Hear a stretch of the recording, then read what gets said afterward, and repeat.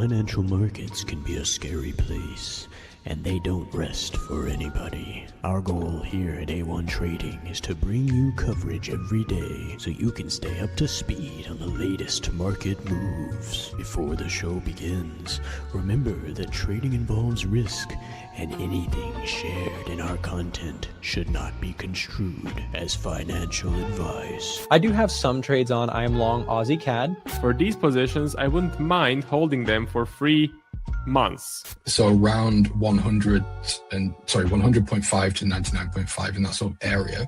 Pulver alerts, I have 100 shares at 11.79. I closed it out today. Start building your strategy based upon historical data. Welcome to A1 Trading.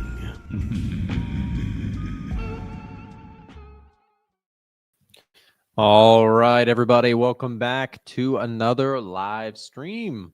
Hope you guys are all doing well. Happy Friday to you. And what a week it's been, man. I'll tell you what, the big winners of this week, are the options market makers. Why do I say that? Well, because you've really had a lot of volatility in markets with not a lot of actual directional movement. What I mean by that is you really haven't had a sharp move in either direction. You've had attempts to go in both directions that have resolved in reversals. And why I say that favors the market makers so much is because if people, big players who are selling calls and selling puts this week, all of those calls and puts have not hit. Imagine if you were selling bets that the market would go up or selling bets that the market would go down, and instead of going anywhere, the market just chopped back and forth. All of those options are worthless, or at least they've lost a lot of their value and likely will expire worthless today, which is a big options expiration date, third Friday of the month. So long story short, the market has been really whipsawy all week long. I mean, even this morning, the 1 hour chart, the NASDAQ completely dropped, only to reverse here in the morning session. We'll see if it continues to reverse back towards those prior highs, or if we are, if we're going to see some follow through. I do think that here's my take on this with the NASDAQ directionally. Like, I am bullish overall, but last Friday we saw the frenzy sell-off into the close due to the weekend effect, right? A lot of people may not want to hold on to the risk that is inherently in a higher vol market. VIX is elevated. Volatility is very high across the board. Gold volatility very high. Bond volatility high. Stock market volatility high. So what happens in those high vol environments is people naturally are like, I don't want to hold over the weekend because you could get some craziness, which I don't sell out of positions just because the weekend is coming. I hold through weekends most of the time with many of my trades. But a lot of people, especially people who are like kind of short-term in nature or want to de-risk their portfolios, etc., may choose on a Friday to sell out of stuff to stay more defensively postured. Now, last weekend that took place, there was a huge reward to those who stomached the risk and held. However, that's not necessarily always the right play. There are also times where, selling on a Friday is the right move because you get, follow through on Monday.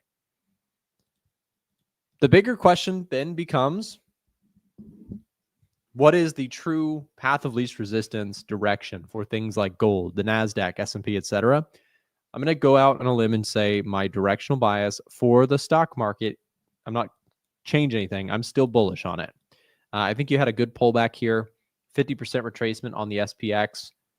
You've got wicks along this area. I think when you look at this price action, we have to look at this chart and say, innocent until proven guilty, right? The uptrend is still intact. And you'll see, look in the daily chart, price is reacting to this area over and over. Does that guarantee that this is going to go higher? No, but we can't assume, oh yeah, no, this thing's going to crash down. Look at the way price behaves at these areas. For now, there's clear buying. Could that change? Sure, something could change. But the S&P 500 seems to be showing extreme levels of resiliency at the current levels that we're trading at. The NASDAQ, same thing. I entered the NASDAQ on last Friday. We have retested my entry point twice. I moved my stop loss, which was initially here. I trimmed my risk. Had we followed through today, I would have closed out of the trade. And we still might. I mean, the volatility is very high. We could break down through those lows. And if we do, then short term, that would be my signal. Okay, close out of this NAS idea. But until proven otherwise, until proven guilty, I have to look at an area like the 24,300 level, and I have to say, hey, buyers are stepping up. Every time given a chance, buyers are stepping in and driving prices off of these lows. Now, to the bears' credit, you could say, well, bears are coming in and selling off the highs. But again, I would kind of default in that environment to, well, what's the bigger picture? The bigger picture is still a bull trend.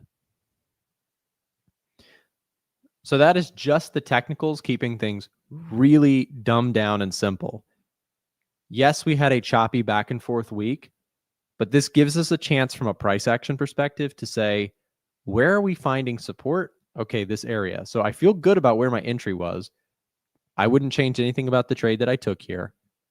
If we break through the lows, then I stop out. All good. We take a loss and we move on. And if we can rally, I'm looking for the overall big term trend to continue on the stock market. So for my NAS trade, watching, waiting, not making any rash decisions, just watching the trade. Does that make sense? I hope that broke down. In terms of the technicals, we're going to keep that really, really simple. Support is holding for now. Innocent till proven guilty. Bull trend likely to continue until proven wrong. I'm guessing your dollar Swiss long trade is stopped. Nope. No stop loss. I'm a madman. I have no stop loss in my dollar Swiss trade. It is a tiny position. It is a dollar cost averaging position, and it is really a long-term position trade. It's not a short-term day trade or swing trade. It is counter trend. It is no stop loss. It is all the things that they say you should never do in trading. But who's they and who says they get to make the rules? When it comes to currency trading, I trade it very differently than I would, the NASDAQ or gold or something like that. I trade with tiny position sizes in currencies. It's a very boring approach. I have a video on the topic. If you would like to learn my style of trading when it comes to currencies, I have a video on the topic. Maybe James, if you don't mind, if you could grab the link for anybody who would like to check out that video. We have a video that I've done on my style of trading currencies. It's incredibly boring. It's incredibly low risk, and it is not going to make you rich quick. It might never make you rich. It's so slow growth through currency trading. And it's very, very much position trading, long-term in nature, fundamentals. And again, I don't day trade or even short-term trade currencies. I really, for the most part, position trade currencies. I've done the same strategy for years. Doesn't make a lot of money, but it's very consistent. I accumulate and distribute very slowly in the currency world. And I trade it very differently than I would, like my NASDAQ trade, very different. NAS, I've got to stop on the trade, looking at trail stops, momentum. I got you, James. Hold on. If you could, I think I have the link somewhere saved. Vid links. Here it is. I got you. Dollar cost averaging video. James, if you want to grab that link and just save it for later. I reference it often because people always ask about like my FX style of trading. It is just not really what I talk about as much on YouTube because, to be completely honest, on YouTube, that style is not very interesting to people because people are more interested in like directional, short-term trading. I get it. And I do a lot of that. So I tend to talk more about that on my channel anyways. But on the FX side of things, super, super boring. And just how I like it. Speaking of currencies, the dollar index is pulling back. We hit the 618% retracement from this low, higher low, higher low. Can we get another higher low here? And is the dollar going to continue to advance higher? I still think path of least resistance for dollar index is to head back and test this 100 area and make a move to the upside. The reason I like the dollar index from a bullish perspective, let's do dollar CAD, for example. The reason I like dollar CAD bullish is because of the following. Technicals look pretty good. Institutional activity, we've seen some accumulation here recently of the dollar, relatively strong compared to what's going on in the CAD. Institutions still selling the CAD heavily. Sentiment bias, crowd is bearish on dollar CAD, which makes me more bullish. Economic growth signals have been pretty strong for the US, but neutraled out by comparison to Canada. But manufacturing PMIs and retail sales look strong for US compared to Canada. Jobs market data favors Canada. Inflation data still strong for the US dollar. So we just did a really simplified view. That's what the Edge Finder has found when looking at the dollar versus the Canadian dollar. If you have a copy of Edge Finder, you can also read the AI summary that's been generated here to better understand what the Edge Finder found. But long story short, Edge Finder still has a bullish reading on dollar CAD. And I like that quite a bit. I'm not in the trade, but would love to see a little bit of a pullback here on dollar CAD for some long setups.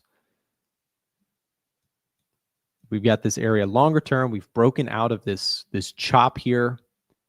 And I think dollar CAD has more room to continue to push higher.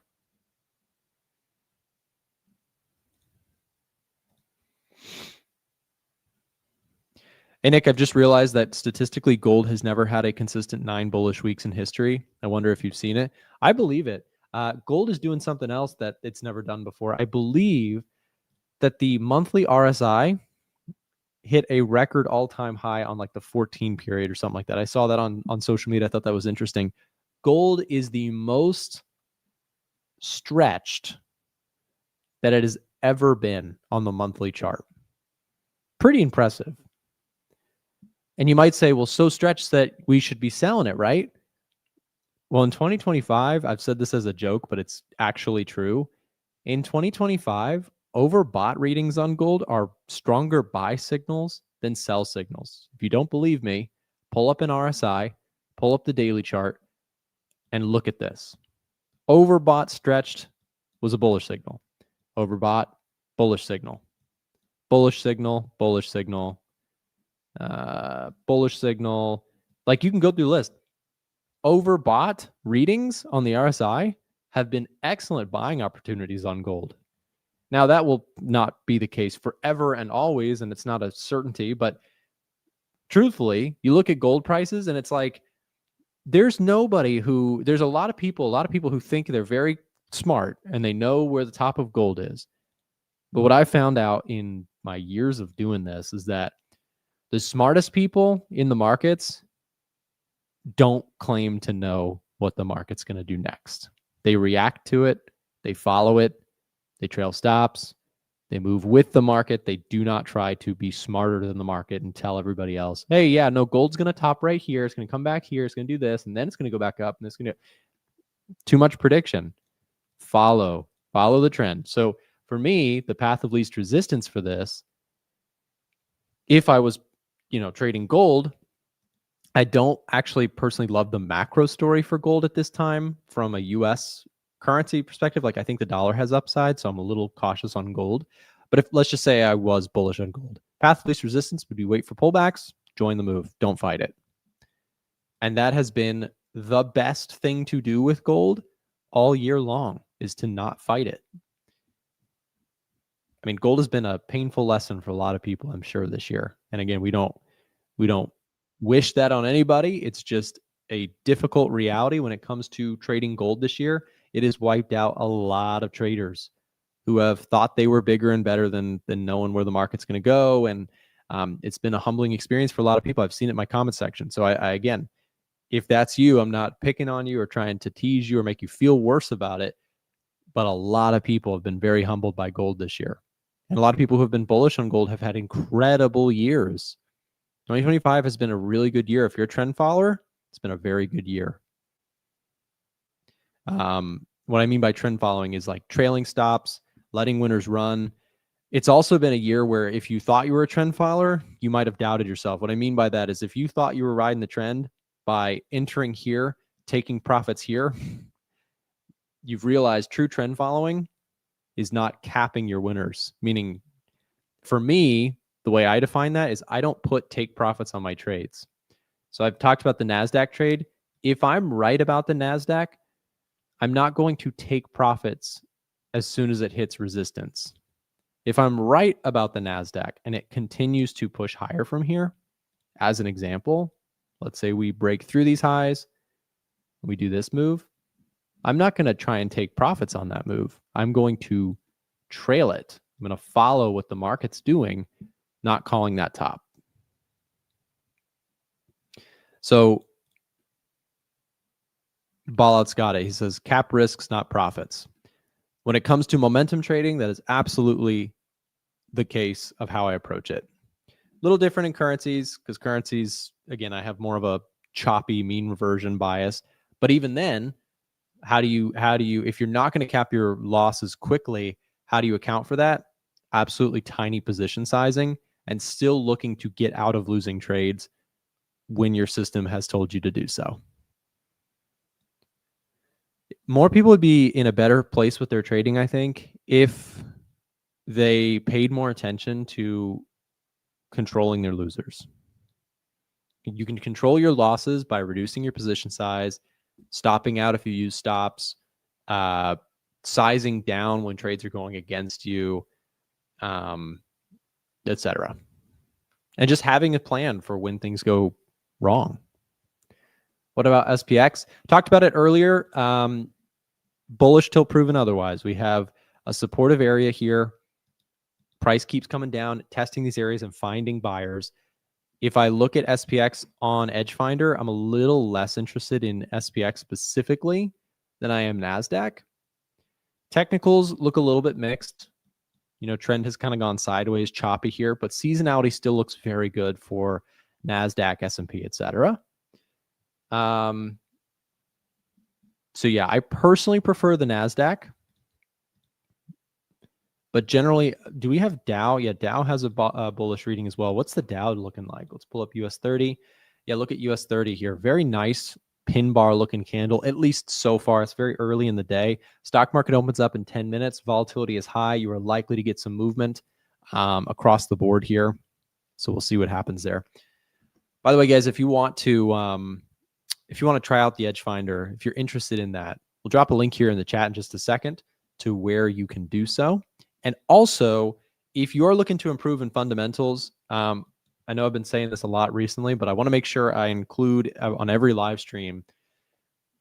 We've recently started putting together some really, really solid research on fundamentals on a regular basis. So for example, we did a deep dive on gold yesterday. We talked about the British pound yesterday. We do closing bell quizzes. So all of these things, our team is putting together a ton of research about what's going on in financial markets. If you're somebody and you're like, I want to learn fundamental analysis, but I don't want to pay for a course, then we got you. It is totally free to join. You can join using the QR code. Well, there's the 30-day trial to the Edge Finder, but we'll also drop a link here in the chat to our Telegram channel. It's free to join. And I would encourage every single person, if you use Telegram, join us in there and just take a few seconds or a few minutes, I guess, each day. Read along. If you want breakdowns on what's happening today, fundamentally, join our Telegram channel. and start learning for free. There you go. QR code on the screen or click the link in the chat. Thank you, James. You got us on. You got us hooked up with the link. Appreciate you. Is there rate hike or rate cut expectations in the Edge Finder? Of course, my man. That stuff's important. Let's look at it. Interest rate projections. We've got a tool here that showcases what the forward-looking projections for interest rates are for numerous countries. So if we look at, for example, let's take Japan out for just a second. What we want to look at here is basically we're looking at the British pound, the US, and European area. Expectations for rate cuts are still very much on the table. You can see going out Q3, Q4, going into 2026, the general direction of interest rates is expected to continue to move lower. Probably a good reason as to why gold continues to rocket higher is you have central banks cutting interest rates. So we have central banks cutting interest rates. We have geopolitical uncertainty due to all the trade, dynamics, and that stuff still scaring people. However, I still, I've said this a little while. I don't know where the top is for gold. I won't be shorting it. Yada, yada, yada. I have no positions on gold. Let me just get that out of the way. I do still think there is a pullback likely coming for gold. But what I said yesterday in my video, and I will say every day until it happens, I'm not trying to call it. It could shoot higher before we get that pullback. We could pull back from here. But I think a pullback at some point is coming. And that's a very obvious statement. Eventually, everything pulls back. It's just a question of when. So if you're bullish on gold, what can you do? Well, it depends what your strategy is. But for me, let's just assume if I was bullish, I'm actually kind of cautious on prices here. Pullbacks, right? You have so much room to pull back and still be in an uptrend. That's the cautionary tale.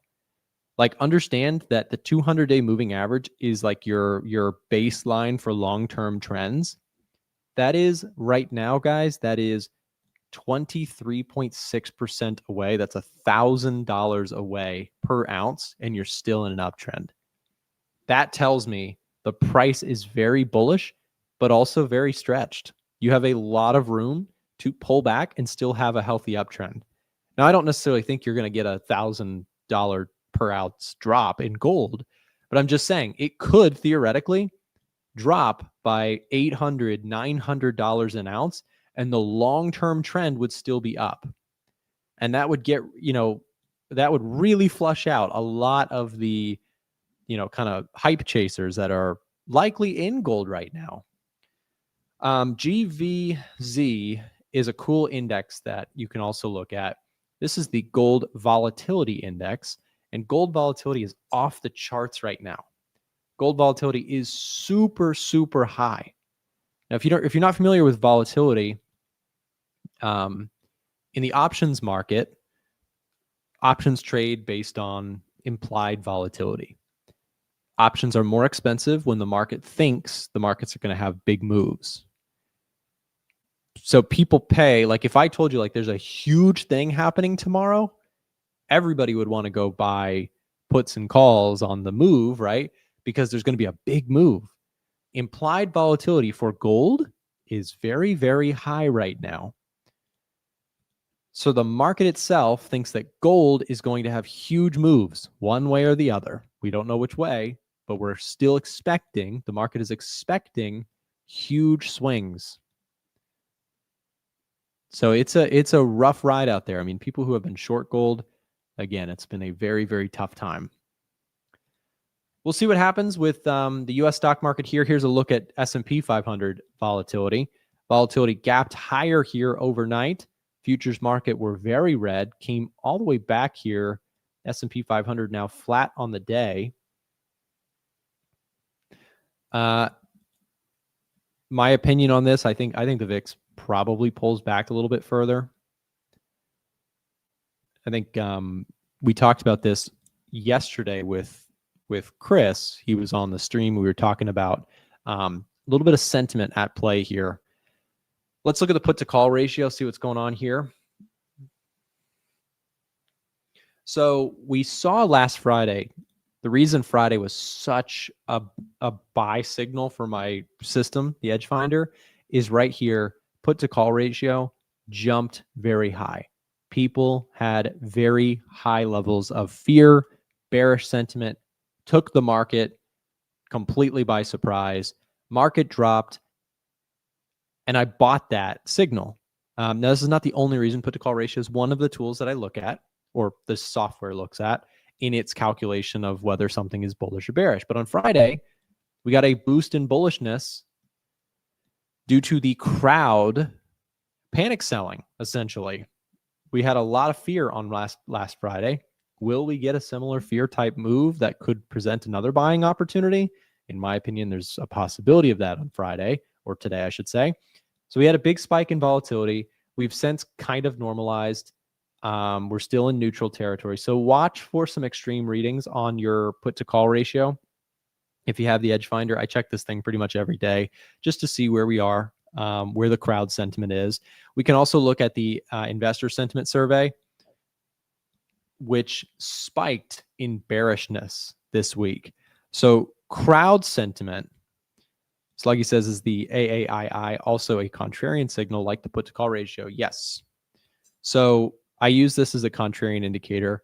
When you get people fearful, Chris and I, if you were to go back and watch the live stream from yesterday, we talked about how the crowd, we had a very sharp rise in bearishness. So the crowd got scared this past week. Chris and I both acknowledged that as, oh, that might mean we have room to the upside. Because one thing that the market loves to do, and we talk about this frequently on my channel, the market loves to play gotcha. The market loves to panic everyone and then rally, or make everyone so confident and euphoric and then drop.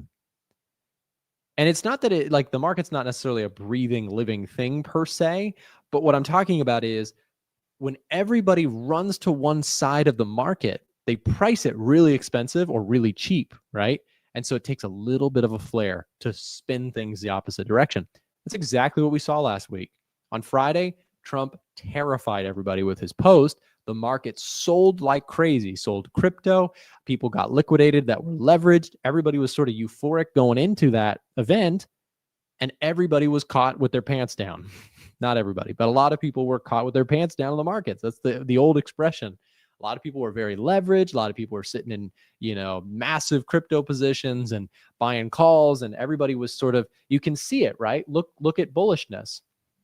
We can look at the weekly sentiment, and we saw bulls were getting real confident again at the worst possible time, right near the all-time highs, and then boom, bearish sentiment kicks in because we got one little event that scared everybody. So yes, it's a contrarian signal that we use, and I look at this stuff really close. Does it guarantee the market's next move? No, and it's not particularly a perfect timing indicator either. But it's something to look at, something to add into the mix. That's, when we're looking at this stuff, if there was just one chart that I could show you that would give you the perfect directional move every day, we would just look at that every day. But there's a reason we have all this data in the software. It's so we can look at a collection of stuff. Like another key factor that we are looking at for the end of the year is 10-year average performance of the S&P 500. Typically, we see a rally into year's end. It's a very simple concept, not a guarantee, but something to add to the bucket in favor of bullishness. There's also bearish stuff that you could look into. Again, rarely do we get something that's a perfect signal, bullish or bearish. And even then, it's not a guarantee. Nothing is, because markets can change on the dime. All we do as traders is we make educated guesses and we manage risk. That's all we can do. We cannot know with certainty what the market's going to do next. And so if you were to look at the Dow or the NASDAQ, you could really point to the jobs market does not look very good. The government's shut down. We just had some small bank earnings, some regional bank earnings that look pretty scary. Like there could be some banks going under kind of thing. That story could flare up again. There's always a reason to be a bear. There's always a reason to be a bull. Our job as traders, and the job of the edge finder to help us with, is essentially to stack things in favor of the bullish or bearish case to build a logical trade plan with ideally creating a highly probable scenario, but also managing risk if we're wrong. That's the purpose of the edge finder. You can't look at all this stuff just off your top of your head. The purpose of the edge finder is to help us screen all this stuff and to generate ideas that have stronger conviction. Do Bitcoin? Yeah, so I stopped out of my Bitcoin trade here this morning. We are all out of Bitcoin.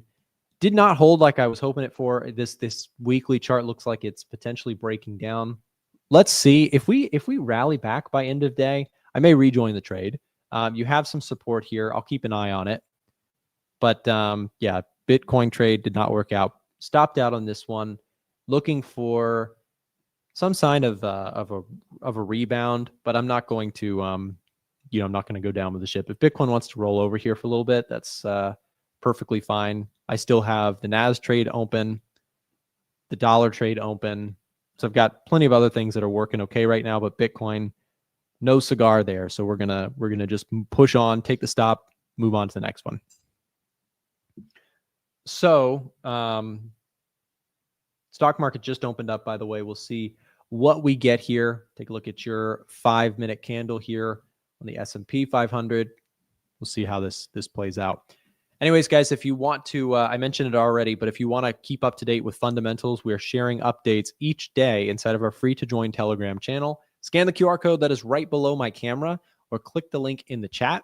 In just a second, we are going to be showing or throwing over the show to our next host. Of course, it is Forex James taking over to talk markets and setups that he's seeing in this market right now. Stay tuned. He'll be taking over the stream just after this quick break. If you're someone in the United States looking for a Forex broker, it's been hard to find recently. There's been a lot of changes in the industry, so I wanted to take a moment to tell you guys about Oanda. Oanda is a US regulated brokerage that allows US traders to trade currency pairs like the euro dollar, the pound dollar, the dollar yen, Kiwi yen, all sorts of different currency pairs. So if you're interested in checking out Oanda, we're going to be dropping a link in the chat right now as we speak. They, again, are a huge brokerage in the United States that allows you to trade without the worry of whether or not your account is going to get shut down tomorrow from an offshore, unregulated, sketchy brokerage. They have been around for a long time, and I've used them myself for a number of years. So if you're looking to trade FX and you're in the US, this is the brokerage to check out in my personal opinion. So take a look at it. We'll drop the link in the chat, like I mentioned, should also be in the description of this live stream. Do your due diligence and see if it's right for you. Now back to the show.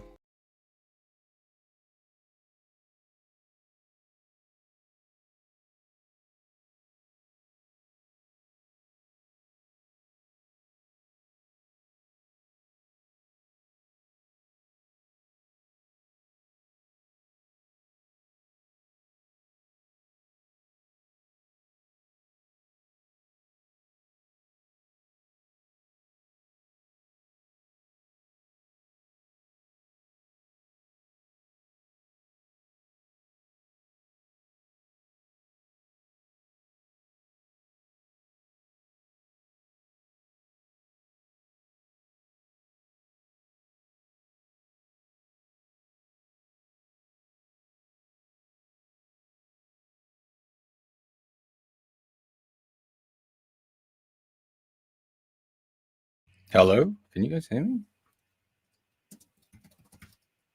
Oh, it's working. Can you guys tell me? Can you hear me? No? Hello, can you hear me? Sorry, guys. I don't know what's going on there. I'm good. Okay, sweet. You can hear me now. Anyway, apologies. Friday. So I hope everyone's still alive. Hope you're all well. Good. You can hear me. Good stuff. So as I was saying, my euro dollar trade got stopped out, unfortunately. So I told you guys I took a short yesterday. So I think, is it here? Yeah, here we go. So my initial short worked out very, very nicely. And I was attempting to basically just repeat the same setup, fib pullback, retest of previous structure, pull into a 200 moving average. Technically, the setup was fine. The edge finder was slightly bearish with a score of -2. So I thought, you know what, I'll take a stab. Obviously, between the two positions, it's still slightly profitable. So no big deal on that one. And the pound Swiss carry trade ended up getting stopped out as well. So it's been a bit of a rough morning for me.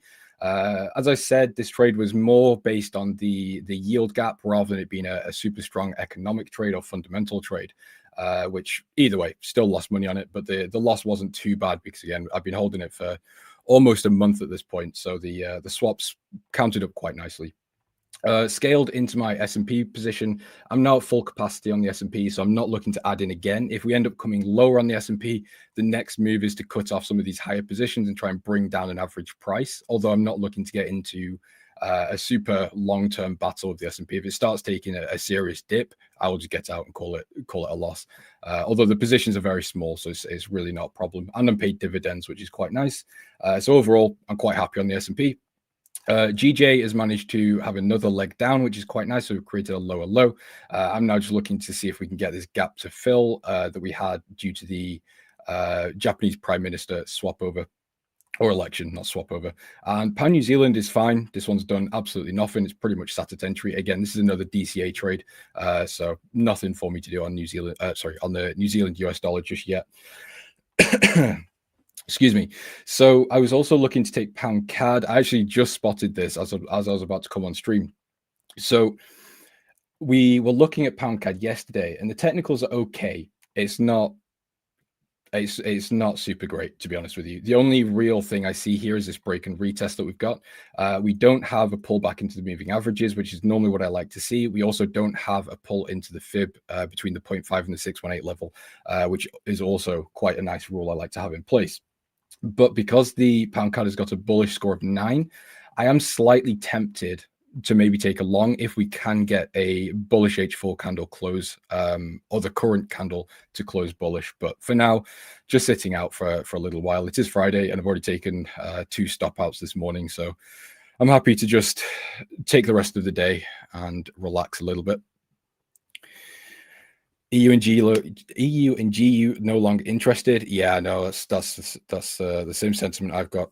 I'm not not bearish on the euro dollar anymore. You're in the same trade, and it rejected the 778.6. Yeah, I mean, that's the thing. The problem with or I'd say the big issue that a lot of people face when using the fib is that they will end up with, and I'm not saying this is you, this is just a talking point. They will end up using, hold on, let me just save these so I don't lose them. They'll end up using all of these, and eventually they'll see the market pull into 618 or the 7 or the 382, but there's no rules here. So if you draw this on pretty much any pullback, eventually you will see it reject one of these levels, which is great. But in my opinion, that's more of just guesswork. And again, I'm not saying this is what you're doing, Max. I'm just saying, again, this is just a talking point in general.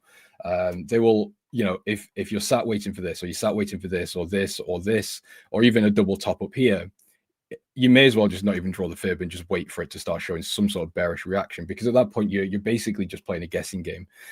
So when I use a fib with just the 2 levels, which is the 0.618 and the 0.5, it's very rule based. It's literally just 2 or even just 1 zone. If it doesn't pull into that zone, then there is no trade. Does that make sense? So there's a little tip for you. If you do want to use a fib, figure out which levels you want to use and stick to them. Don't have them all on there, because it's essentially like drawing up every single high and low. And, again, it just becomes more of a guessing game at that point. Gold tanking coming. That's the other thing I wanted to talk to you about. So I posted this morning, and I think it may have been mentioned on the stream yesterday, but it was maybe Chris or Nick, I'm not sure, but I've seen it on Twitter as well, so I wanted to have a look for myself. Now, there's a thing in gold where basically every time, let me see if I can find the image I was talking about.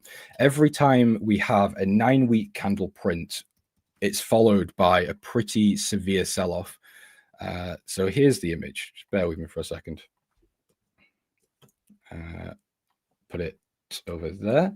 So this is the image. And again, I think someone may have spoken about this yesterday, so I'm not taking credit for this. But so you can see, basically, every time we've had gold after it's up 9 weeks in a row, there's been one day after which was in 1980, where it's been bullish.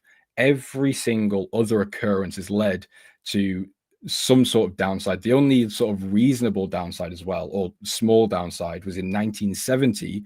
2 months later, it was sort of 2.47. In 1980, it was 32.2% down. 2006, it was 10.3% down. And in 2020, it was 7.27% down. So I've marked them up here. Unfortunately, my chart doesn't go all the way back to sort of the 1900s, let's say. But the most, or the furthest one away I can find is this 2006, where you've got a 35.5% rise, followed by almost a 25% drop. Same thing all the way over here. Let me find it again. In 2020, obviously, we had COVID, a 9-week bullish candle print. We did have a doji there, but I think this is being considered bullish in the data collections I've found, followed by a 18.3% sell-off. And then if we just look at gold now, this to me, I've been saying this for maybe a week or so, but it's just such a big red flag that we've basically had no pullback. The most we've had really was higher time frame consolidation. There's been absolutely no mean reversion, no pullback, very little profit taking as well. Obviously, we've seen profit taking on sort of smaller time frames like the H1 and H4, where it has provided dips, but major profit taking from all of this buying just hasn't occurred really. So to me, it's looking like something maybe like this, where we pull back into sort of the moving average fan over the next couple of weeks. Sorry, not over the next couple of weeks, for a couple of weeks, where we revert and then continue higher. Now, I was looking at a it might have been JP Morgan or Bank of America. It's one of those two. I can't remember which. They expect gold to start coming down. I think it's Q2 2026, basically once the Fed's done with their rate cutting cycle. However, I don't know. I think it might be sooner than that, but we'll see. I don't know. I'm not here to try and predict the top of gold. I think that's a bit of a silly game to play. So I'm not selling. I'm not buying. I'm just watching for now. I'm not even sure if I'd buy the pullback, to be honest, because I think if gold does pull back, I think it's going to be a bit more severe than just a pullback to like the H4 200. I actually might start selling if we can see a clear bearish direction. Now, on the other hand, what we could also watch for, if you want, again, I'm not saying to do this, and this isn't what I'm doing, but this is something that's you could think about or keep in mind. Again, we are on the 9th week. Typically, on the 10th week, we will see some sort of wick to the upside, which is very normal, maybe an equal high or slightly lower high, and then that's when we start moving down. So if we see next week, if we see next week, we can't manage to break this week's high, and we start seeing pressure to the downside, that could be a very early sign that gold is going to come much lower. Now, again, I just want to clarify, I'm not doing that. I'm not selling. I'm just waiting and just relaxing and watching. But I think it's interesting, you know, even if you don't trade these things, it's good to be in the loop in the markets. James, late hour cigar when you go out tonight? Yeah, I do have some cigars actually in stock. I might do. Use fixed range volume profile is a better fib. I'm struggling to figure out how to use it properly though. I don't know. I don't use a fixed range volume profile. Never have. I think I did look into it, but I didn't find anything about it that really made me want to use it. It seemed a little bit random. And again, I didn't do too much research. I've never used it, so maybe I just did it wrong. But it seemed like maybe it will come to the power of control or point of control, whatever it's called, and then maybe it won't. It wasn't like I didn't find anything that was worth paying much attention to. How does volatility from month on month, quarter on quarter data compare to year on year? Do you mean the VIX? I'll be honest, I don't have that data on me right now, but we could have a look at the chart if that's really what you want to do, because I don't really have that much going on. As I said, I'm taking it quite easy today. What about silver? Silver is kind of the same thing. I don't really think there's the same stats on silver in terms of the weekly candle formations or prints, but I think the same principle applies, really. I think we've had a very, very strong run on silver. We've broken all of the major levels with pretty much no problem. We've had 40, 42, 44. We've had 50. We've just approached 55. I think we probably will touch 55 again at some point, or we will make it to 55 at some point. But overall, there's no way I'm buying gold or silver at this point. I think, to be honest, if you are buying it, and I'm not talking about scalpers and intraday positions, but if you're looking to swing trade now, I think you've already missed the move. And I think you're more trading from a place of FOMO and greed, because again, it might look good on the H1 or the H4, but if we just pull out to the weekly or monthly, this is a big problem in my view. I mean, we are 110% looking at a mean reversion market, or a market that is ready to have a mean reversion.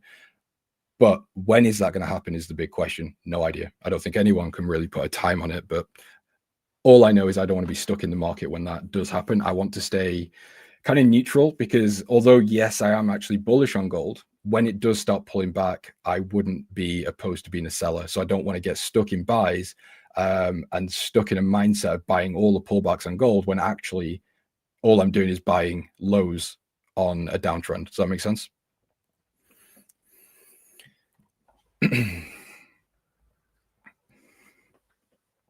So,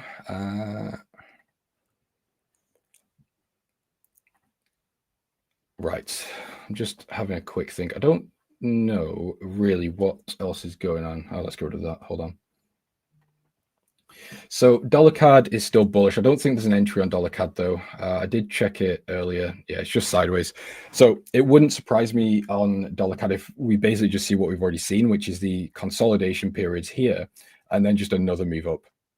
It would, I mean, I hope we don't get that, but that is sort of just the behavior this market's displaying right now. I would love to see some sort of pullback into the previous lows around here, meet the 200 moving average, and then continue higher. That would provide me with an entry point. But then we've also got to consider, is the dollar going to continue lower? So I was sat here for the past week basically saying that 99.5 to 100 is kind of where I would expect sellers to step in, which is what's happened. So I did manage to call that quite well. However, it doesn't really matter because I did lose money on my euro dollar shorts. So not ideal. I called it, but failed it at the same time. Typical. So yeah, pound CAD is a big maybe. I would need to see something really convincing on pound CAD to make me enter. I think the break and retest and the edge finder are very convincing, but I just don't see really any other technical reasons for me to be in just yet. We do have quite a nice trend, higher low, break and retest, but that's not really my style alone. Dollar Swiss is seeing a little bit of a pullback. So if you are a bull on dollar Swiss, never mind. Dollar Swiss has lost its rating. Dollar Swiss was actually one of the most bullish ratings on the edge finder, but it seems to have disappeared. So I'm actually just going to scrap that completely and move my focus away. It seems like the indices are moving quite well, but still not managed to correct the downside that we've had so far today. But the fact that we have come down on all the markets, so the S&P, the Dow, and the NASDAQ, come down to retest these lows. And we've seen buyers very clearly step in, take control again, does tell me that there is very clearly still buying interest in the market, but whether it can be sustained, we'll see. Swiss is strong now. Yeah, it does appear to be, but it doesn't make me want to be a buyer, to be honest with you. Seems like Nat Gas is having a little turnaround today as well. However, I'm still not really wanting to be a buyer just yet. So again, just sat on the sidelines there. Platinum's having a pullback. I think platinum could also maybe be a good buy along with the other metals like gold and silver, but I don't really know that much about platinum. So yeah, my focus is on gold and silver. So pound CAD, dollar yen. So dollar yen could maybe be an option to buy. I'm not going to. Again, I just want to be very clear. I'm not really doing anything today. Just sort of thinking out loud. But we do have quite a nice level through here. So we didn't manage to fill the gap, but we did come down to the top of the gap, retested this high. We've come into the fib level. We are in a bullish trend. Technically speaking, or from a technical standpoint, this trade does look pretty good. But again, it depends where you stand on the dollar. Are you bull? Are you a bear? What do you think of the yen?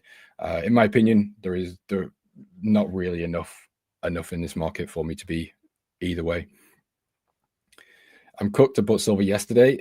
Yeah, this is the problem. I think, in fact, I don't have the video, which is unfortunate, but there was a video I saw on Instagram. I sent it to sent it to my team, and I didn't say anything. I just sent the video and put sell, and it was a picture from lots of different what do you call them, like pawn shops and gold. I don't know what they're actually called.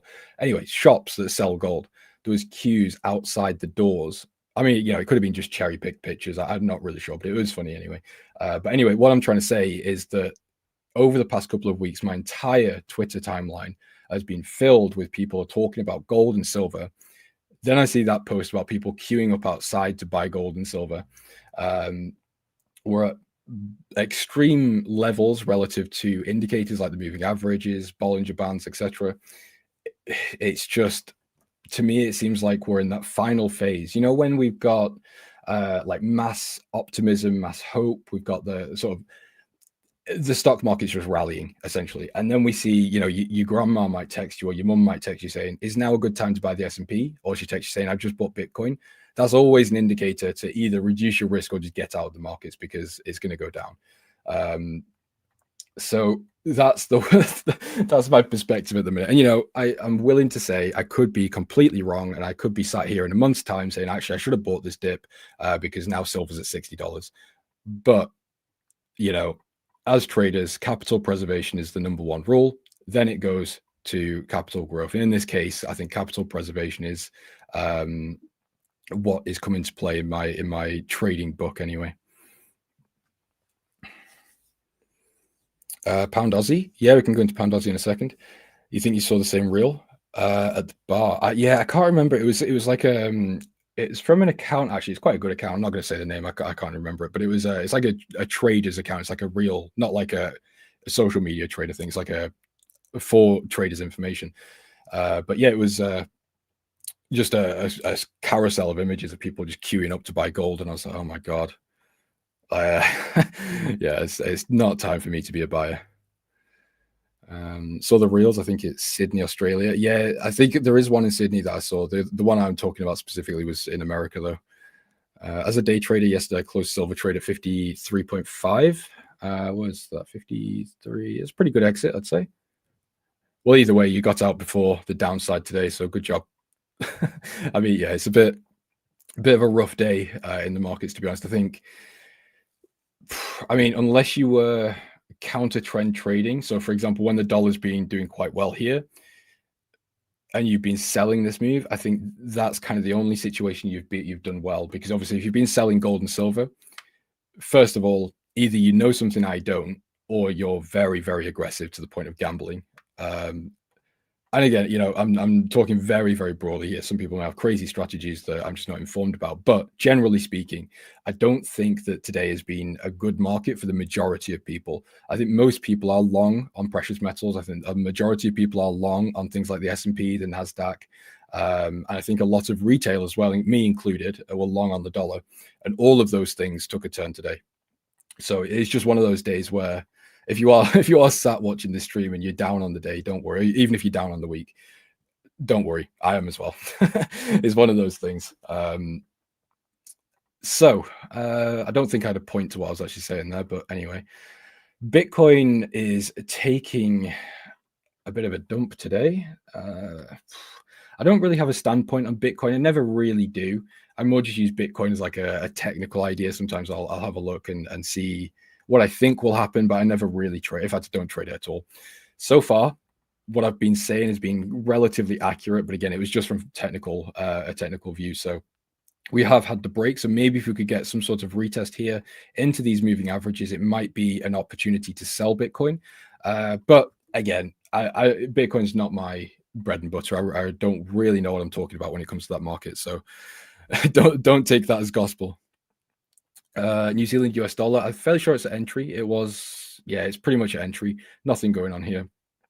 I might cut the position tonight. I don't know. It depends. I'm not really too bothered. It's a small position. It was a DCA attempt. And the fact that the dollar has rejected this sort of 99.5 level twice is a bit of a red flag to me. So yeah, we'll see. I'm just going to monitor it closely today. I might cut it and reposition next week. I know it's not super professional. You should always have a plan for a trade, but again, because it's such a small trade, such a small position, I'm not really that concerned, because the original plan was to keep scaling in. But yeah, considering that I've already taken a couple of losses today, I'm happy to be a bit more conservative and just cut it. Assets down, Swiss up. Why am I not surprised? Yeah, I mean, it is what it is. I don't think it's any cause for concern. I wouldn't say that there's any real shift going on just yet, but again, we'll just have to see.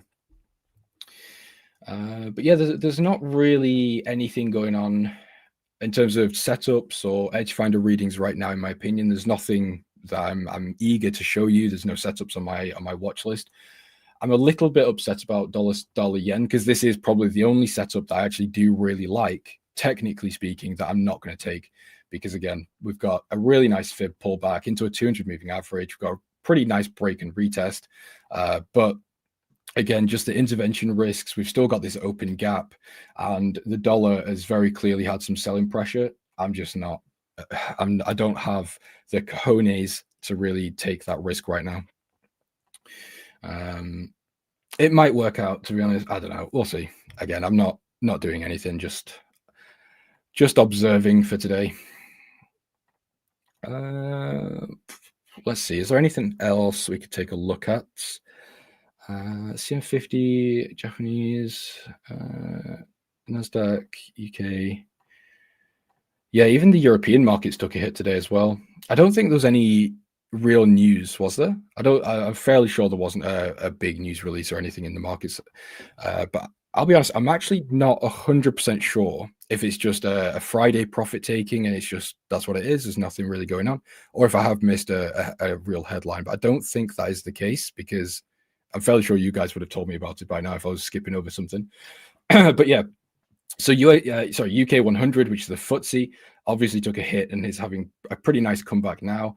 The DAX is in a very similar position. DAX longs actually looked quite good again on this sort of break and retest pattern. Not for me, I'm not going to take that, but I quite like the concept there. No big news. Yeah, I was talking to my team yesterday, and it doesn't really seem like there's anything going on. Obviously, we had Trump talk to Powell, say it was a constructive or a what was it? Yeah, I think he said a constructive conversation or something along those lines. We have some fears about regional banking, but yeah, there's nothing major going on. We've got the fear and greed index on CNN also. Let me just double check that. CNN fear greed index, because that's it was actually on extreme fear. I think yesterday it's gone down to fear. And this is obviously typically known as like the contrarian signal. So when we have extreme fear, generally you would actually want to be greedy. When we've got extreme greed, you'd want to be fearful. So in extreme fear, you'd really want to be a buyer. In extreme greed, you'd want to be a seller. Of course, that's not a blanket rule. That's just generally how you look at common consensus between sort of retail and public. So that's interesting. It does make me want to sort of hold the S&P. It makes me a bit more bullish on the asset. I'm fairly sure Chris and Nick were looking at the same thing yesterday. I can't remember exactly what it was, but I think to the people that quite like contrarian positioning, long on the indices markets, it still makes quite a lot of sense. Watch pound dollar, it's melting. Yeah, that's really frustrating. I mean, I was taken out by like what, a couple of pips, and then going back down to entry. This is where, you know, you get those feelings of a little bit of frustration, a little bit of FOMO, a little bit of greed, but there's nothing I can do here. I might just call it a day after the stream and go and cry in a corner somewhere. 6587. I'm going to be honest. I'm not even going to try and attempt to say a name. I'm not very good at reading and pronouncing names. But hello, I'm good. Thank you very much. How are you? I've got about a minute left on this stream, and then I'm fairly sure it's Marco coming to take over. Let me just see. Yes, you got Marco coming to take over. Pound dollar. Yeah, I mean we're on pound dollar. I just don't think. No, okay. So just while we have this last minute, I'm going to give you why I'm completely sat on the sidelines now. I took I took 2 attempts to go short on Eurodollar. One worked out, one was stopped out. Now, the fact that we've got still trade tensions. I mean, it's not seeming like any massive deal just yet, but we do obviously still have the US-China sort of slight concerns. We've got no data out of the US still. We've still got that government shutdown. We've still got the Fed expected to cut through 2025 into 2026. The dollar reached sort of 90, in fact, was it almost perfectly 99.5 and rejected. And this is exactly the area I was looking at for sellers to step in, which they did.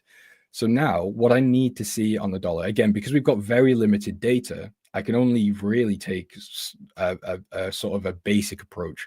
So this low here could get retested and come lower, or we could come back up, break these highs, retest, and then go higher. Now, of course, I'm just saying it could go up or down, which doesn't give you guys much insight, but that's what I need to see in order for me to start building a bit more of a directional bias, because right now we've broken previous lows. It looks like we're coming up to now create a lower high, and we're just going to continue lower. This looks like the start of a new downtrend, but obviously that doesn't actually mean that's what's going to happen. So with pound dollar, the technicals here are very bearish in my opinion. We've come up to 200. We've failed multiple times to break higher. We've failed to create a new high, and it looks like we want to come down into this low, create a double bottom, but you know, again, there's only so much I can say right now, because again, as an interest rates trader, I rely very heavily on inflation and labor market data, specifically from the US, so I can start pivoting around what the Fed might be doing, what their focus is, what they're saying. And obviously I can't really do that right now. So I'm just kind of going off smaller things, which I think is what the market's doing. You know, again, we've got the government shutdown. So it's by the looks of the stock market, specifically the S&P, NASDAQ, and Dow, it seems like no news is good news. We just keep buying until we've got a reason not to. But yeah, anyway, guys, my time is up. Thank you very much for being here and being so cool. Guys, have a great weekend. Enjoy the rest of your Fridays. I'll speak to you all very soon. Don't leave. We've got Marco coming on the show next. So yeah, stay safe. Don't get margin called, and I'll see you next week. Hey guys, I just wanted to jump in for a second and let you know a little bit about today's live stream sponsor, DNA Funded. DNA Funded has very generous profit sharing, up to 90%, and 3 different unique challenge types. For those looking to get funded, they also have speedy payouts, unlimited trading days on the first and second phase of their challenges, a very wide list of different things you can trade with over 800 different assets tradable, and maybe the most important component, a very experienced team behind the whole operation. So if you're interested in learning more about DNA Funded, click the link, check it out, see if it's right for you, and make sure to do your own due diligence to see if what they have to offer fits your trading style. For 20% off, you can use code A1T20. Again, that will be 20% off any of their challenges you'd like to check out. Thank you again to DNA Funded for sponsoring today's live stream. Now back to the show. Hello, everyone. Welcome to my segment of the stream. I hope you're doing well. It's Friday, end of the week, so we're winding down, at least here in Europe. I'm guessing the guys in the United States are still pretty active. I'm looking at USD CAD. I'm looking to buy the dollar in general. I think the dollar is pretty high probability to continue going to the upside. We can quickly start off with that. So checking out the DXY.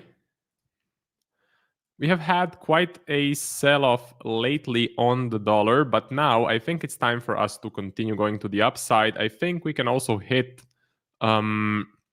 this level of resistance, so I think that is achievable. One of the reasons why I think that could happen is you have to think about the Fed. So if you have been following my streams, you would know I talk about narratives, okay? So in Q1 and Q2 of 2025, the narrative was Trump, tariffs, new policies, new economy, closing down the United States for trade, okay? The narrative has shifted. Now we're watching what will the Fed do. That is now in the spotlight. That is what moves the market. So what do we have now? We have a US government shutdown. We have no news releases. We have 2 rate cuts priced in. And pretty much the Fed is not going to get more dovish. So Fed is like 100% dovish. So I don't think they plan on doing 50 basis point cuts. I think the best that they will do and that they can do is 25 basis points in October and 25 basis points in December. So rate cuts are now fully priced in. But there is no new data. We have CPI coming, I think it's next week. Dollar CPI, yeah. So on the 24th of October, next week, we have CPI incoming, which, if it prints hot, it may force the Fed to reconsider their position. So the summary is, there is a lot of things that can go wrong in terms of the data. We can have a great CPI, hot CPI. We can have a great NFP. We can have some lagging data that is better than expected.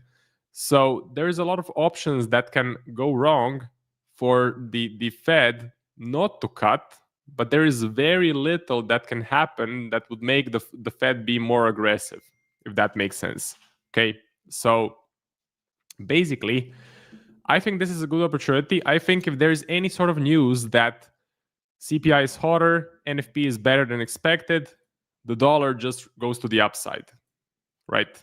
And that's how you have to think about trading, or at least this particular trading edge. You have to look at the numbers. You have to ask yourself, well, what is priced in? And what happens if we get an unexpected number, right? If everyone is expecting 2 rate cuts, if everyone has already priced in 2 rate cuts, then you need just a very tiny piece of information to get these markets moving in the opposite direction. Another reason why I'm bullish for the dollar is months, like ending of the month, ending of the corporate month. Usually at the end of the month, you will get dollar buying, okay? And you can do some very fast research. Open your ChatGPT, tell ChatGPT to analyze the last 7 days of every single month in the last 20 years and ask ChatGPT, is the DXY up in those last 7 days, or is it down? Well, you will see that the statistics tell you 55% of the time, the DXY actually gains value in the last 7 days of the month. 45% of the time, the DXY is lower in those last 7 days of the month. What is happening? Well, basically, big corporations, Apple, Amazon, Microsoft, Nvidia, they all sell stuff worldwide. So they get many different currencies. They get euros, pounds, yen, Aussie dollar, New Zealand dollar, so Chinese yuan.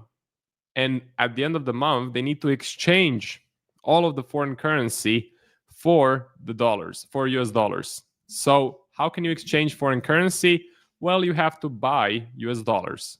That is an effect that you can spot both in the price and in just general like scenario building, okay? So take a look at the Edge Finder. Take a look at the US. Pretty healthy, right? I mean, it's not the best, but with the numbers that we have, these are not the fresh numbers, but with the numbers we have, it looks okay. It looks strong relative to other currencies. And that's all you need to know. How is the US doing relative to other currencies? Okay. So I also wanted to show you one more thing.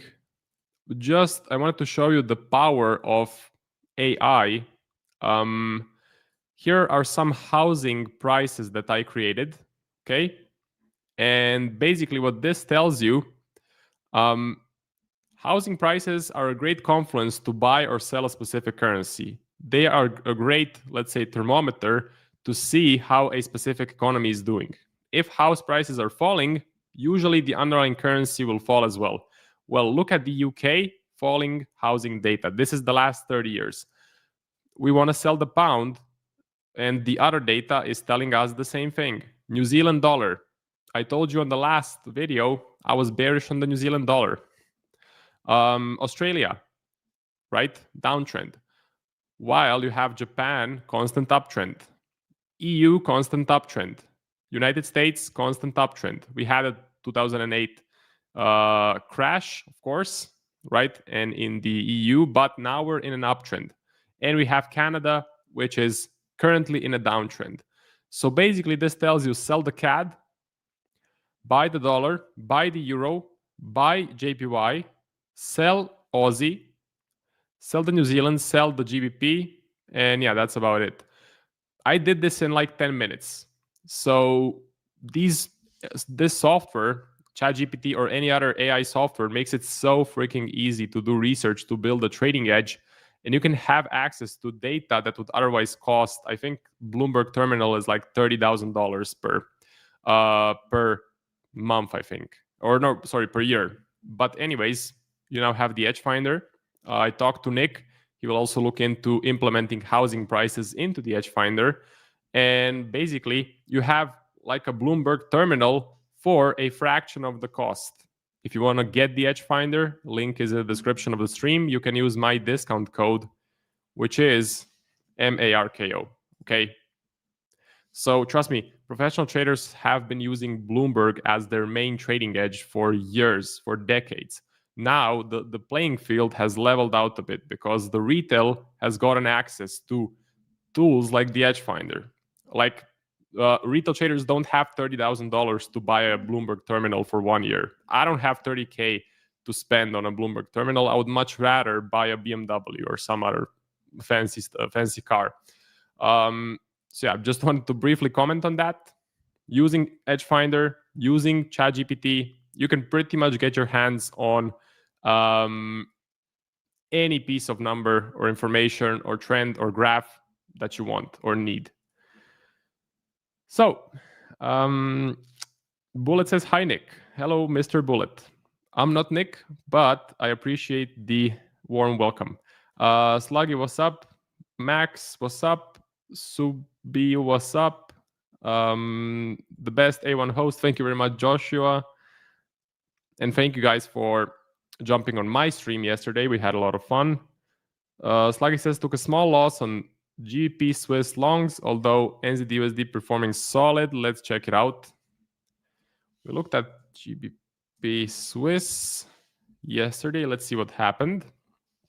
My trading view is a bit slow. Okay, so we actually pierced the lower level of support. Interesting. I didn't expect this would happen, if I'm being honest. I would have expected this to be a nice, strong level of support.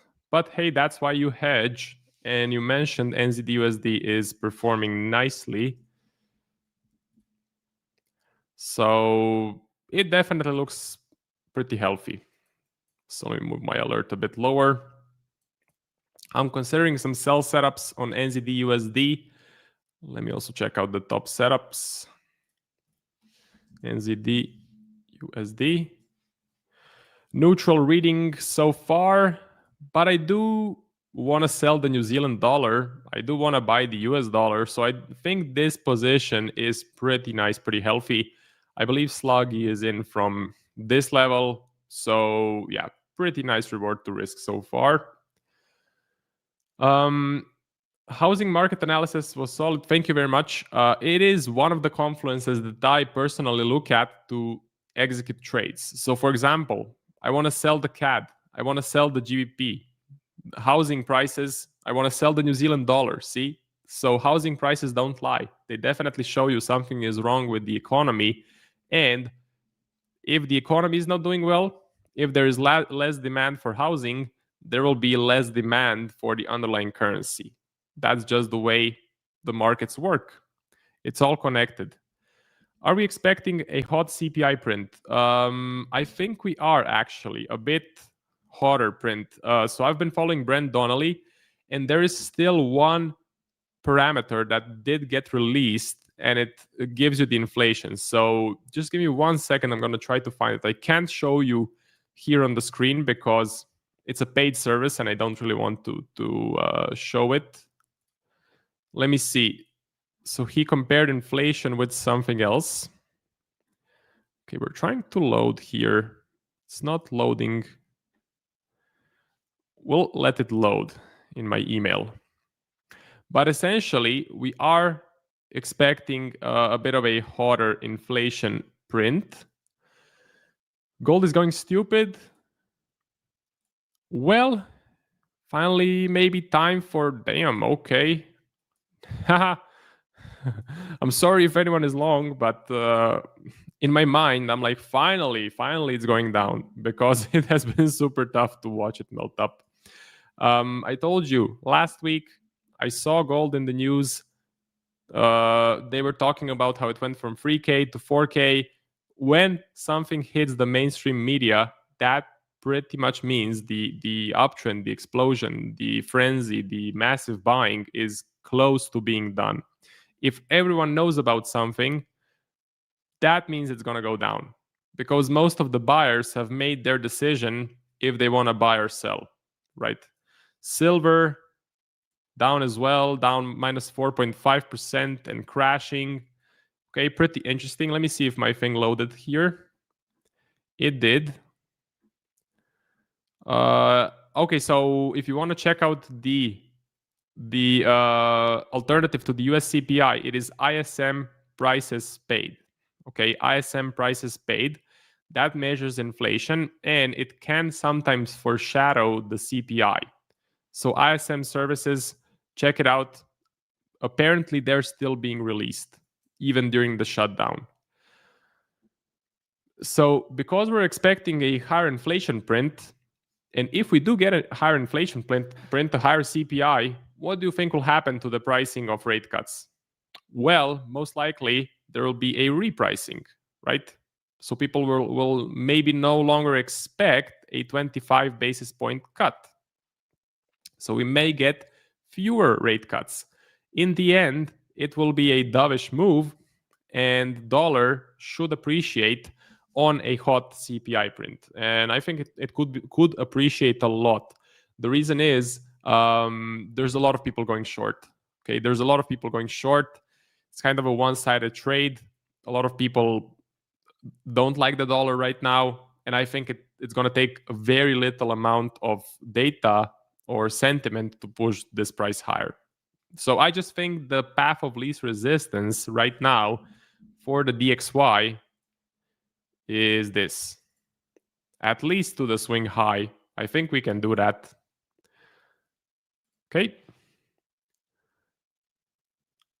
Let's see. UJ buy or sell. 30K is wild. 30K is nuts. But if you're a big institution, if you're a prop firm like SMB Capital, you can afford it. Okay. And I think they get multiple licenses with one payment. For 30K, you can get a really nice jet ski. I think you can. Yeah. Maybe one of those turbocharged jet skis. 30K on black. Yeah. You can put it on black and avoid trading at all. So either you will be kind of rich or super poor. Today was amazing, from $100 to $700. What a day. Congratulations, Youssef. Great achievement. I'm hoping you applied good risk management. Okay. I'm just hoping you applied good risk management. If you risked $100, I think that's probably okay risk management, and you caught a nice reward to risk. So congrats. You sold gold. Well, that's great if you do have a profitable long-term trading edge. For me personally, I think selling gold is a bit of a suicide mission, because that's just what I'm seeing online, just what I'm seeing when talking to other traders, when reading about other traders, when reading through market wizards. You know, going short on a massive uptrend, massive explosion like this is where people lose most of their money. So if you do have a specific trading edge and you know what you're doing, you have strict risk management, go ahead. But if you're not sure exactly what you're doing, lucky streaks always have an ending, and the ending is you lose all your profits and then some. That's why very simple strategies like ICT, they work for a couple of months, and you do make money for a couple of months. Then the market conditions shift. You go from an uptrend to a downtrend or to a flat range bound market, and you lose all of your profits. So you're basically a break-even trader. But it's not even break-even, because you're still paying swaps and commissions and fees. I'm short NASDAQ, 24851. So again, I wouldn't go short on the Nasdaq. Definitely something I'm not interested in doing. Nice recovery today on the Nasdaq. 24851. Okay. Yeah, I would just be looking for buy setups. I mean, I'm hoping for a pullback. I would like to see a pullback. I want to buy the Nasdaq. I want to buy gold. I want to buy silver. I'm definitely not looking to sell it. Amin Marco took the shot today as it was looking interesting. Okay, so Max is probably selling gold. So congratulations to all the gold sellers. Again, I personally cannot comment on it because it's just not something that's for me. I think it's just too scary. And yeah, you really need to have a good trading edge. Sluggy says, finally gold dropping. I'm happy as well. We may finally get a pullback.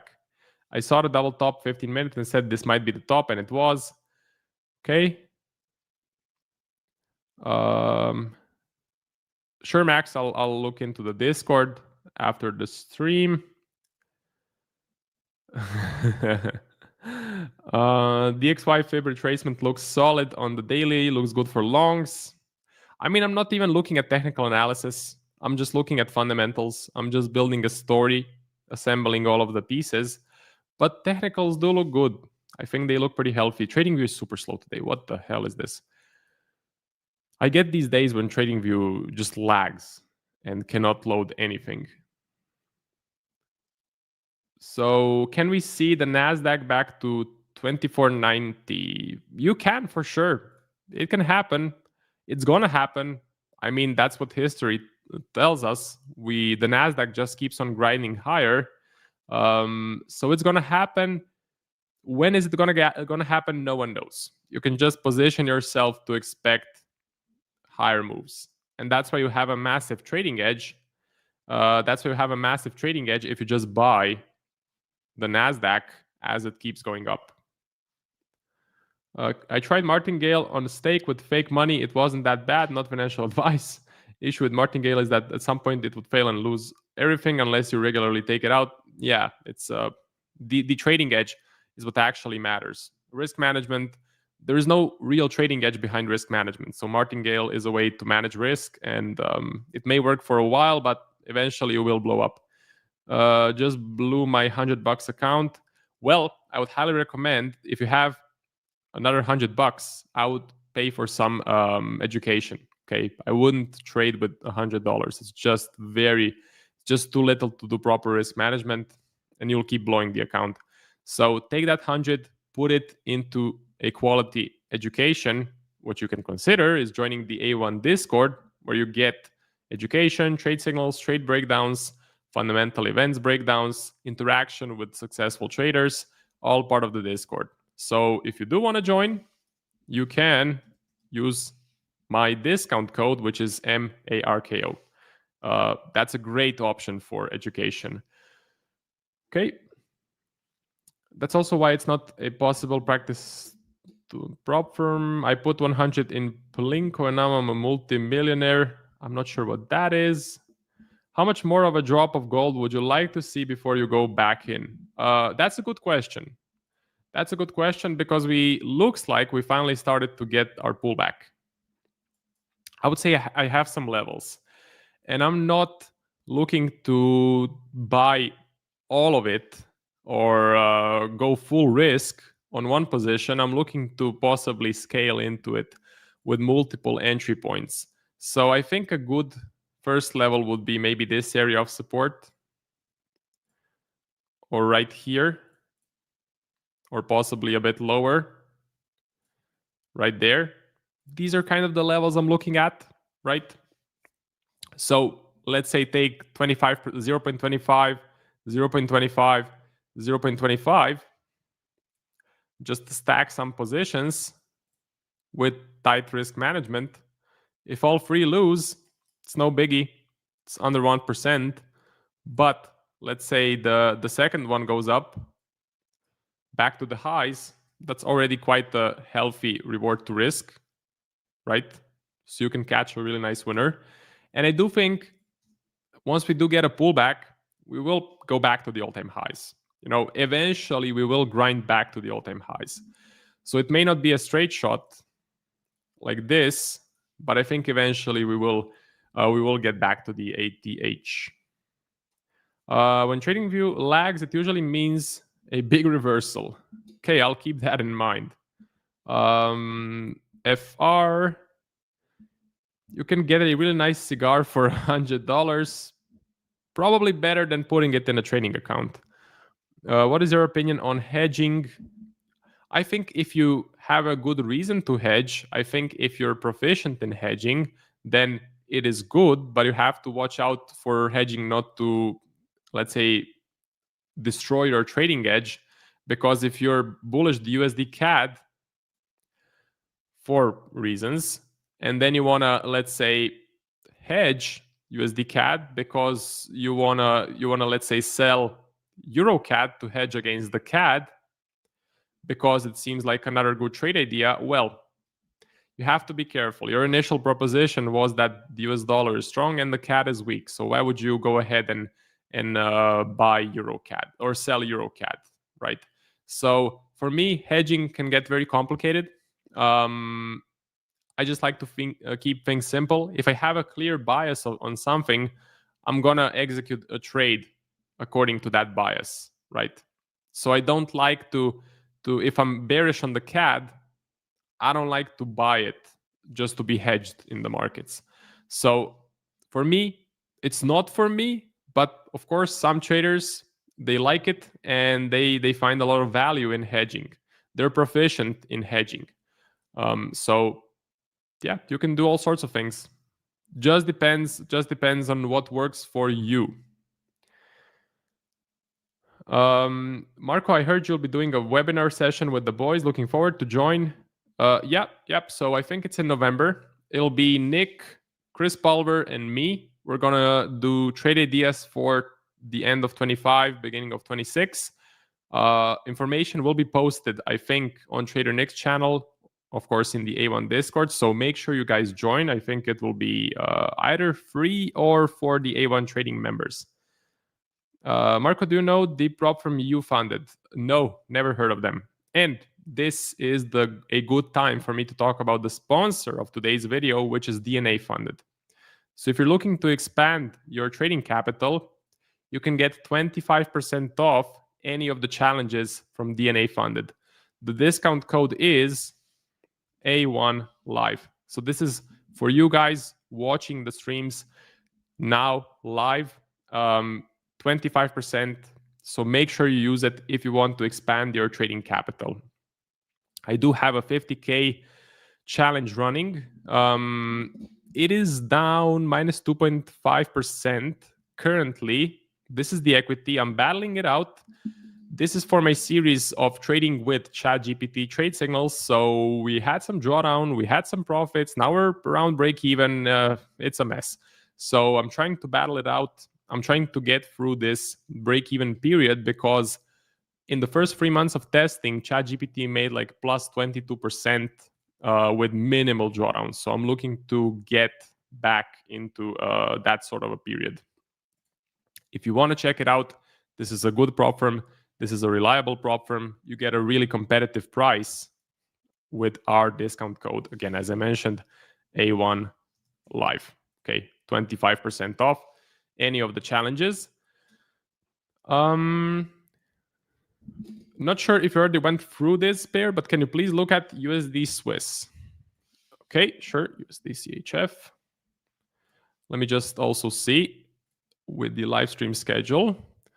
This is a good thing to look at if you're wondering when I will be streaming or when Nick will be streaming. So I'm the last guy for today. Okay. So USD Swiss. The problem for me is I haven't done a lot of research for the Swiss. Am I looking to research the Swiss? No, if I'm being honest. I think I have a clear bias on some other things. So on the Swiss, I don't think there's a massive trading edge. There is some talk of an intervention, if I'm not mistaken. So I'm going to have to look into that. But this is flat. We can check out the edge finder. It's the CHF. Neutral reading on the edge finder.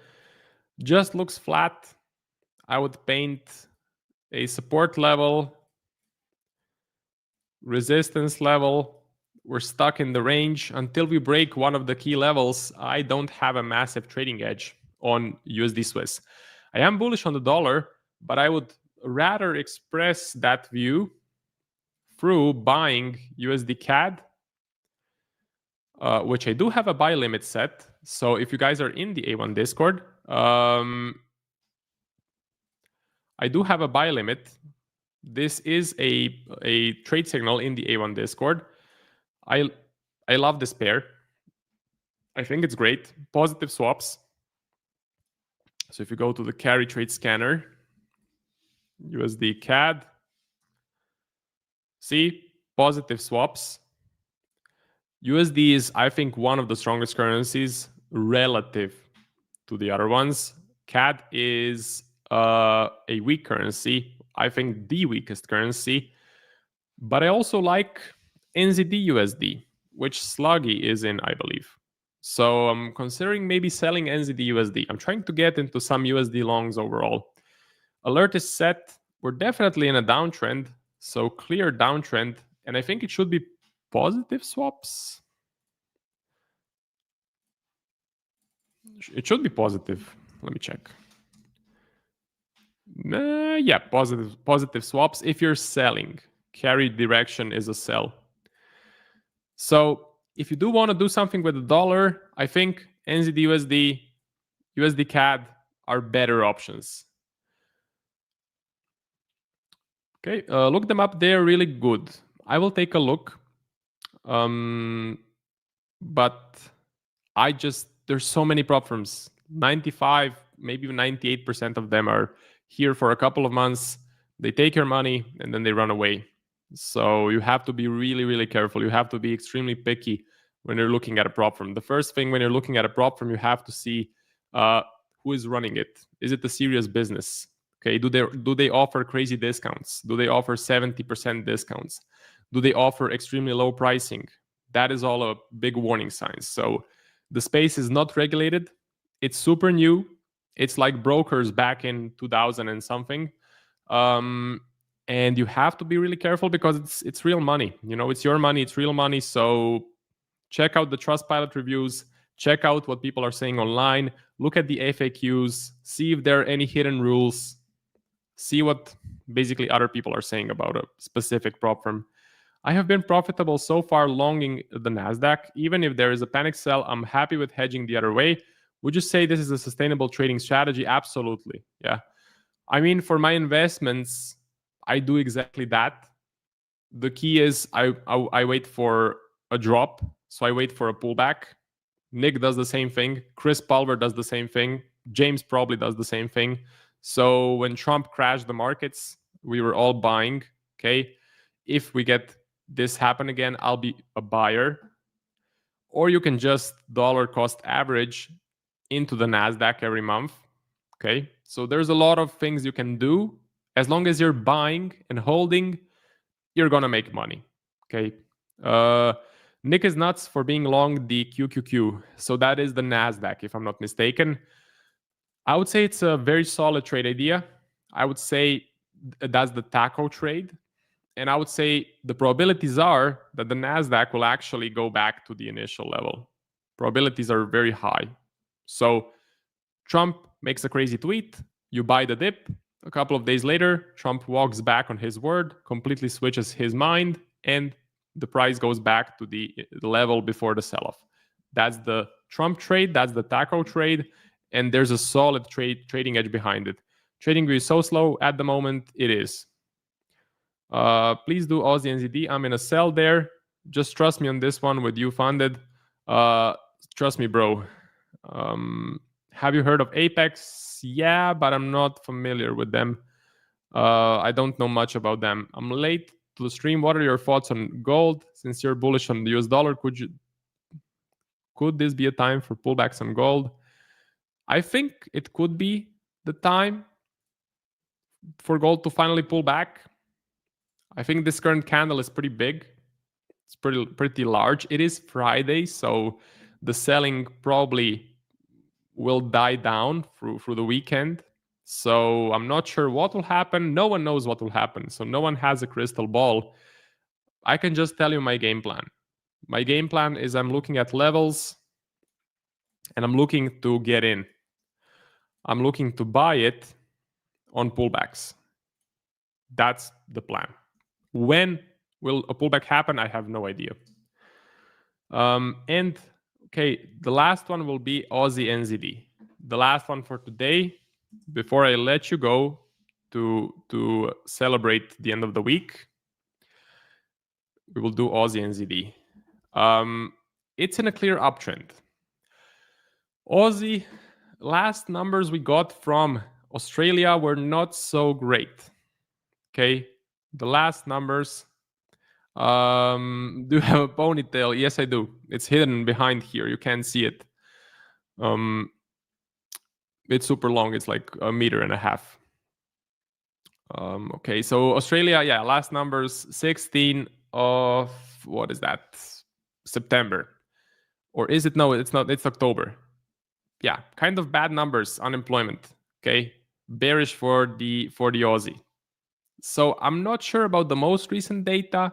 I was bullish on the Aussie. The housing market is not so great in Australia. The New Zealand, I'm definitely bearish on. So the New Zealand is, no, I don't have a ponytail. I'm kidding. So I don't have it. Sorry. See, there's nothing.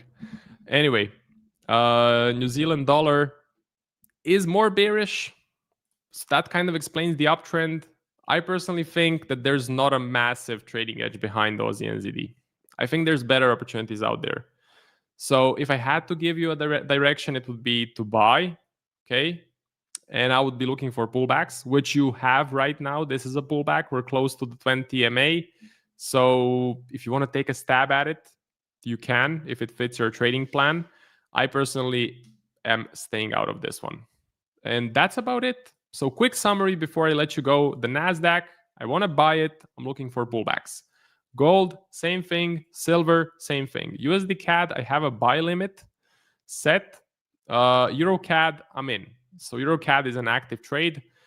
I'm sorry, TradingView is super slow, so you're not going to see any of the charts that I just told you about. Maybe you can see them on Monday. You can catch me on Monday. I will be live streaming every single day.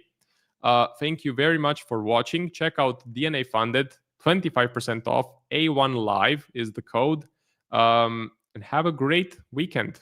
Relax, enjoy it, do some research a new trading edge, be prepared for Monday. See you. You've been watching A1 Trading Live. We're here Monday through Friday, where you can tune in to hear insights from professional traders from all over the world. Make sure to subscribe for future streams. And as a reminder, if you're looking to get access to free courses, prop firm discounts, and free trading tools, head over to a1trading.com. See you next time.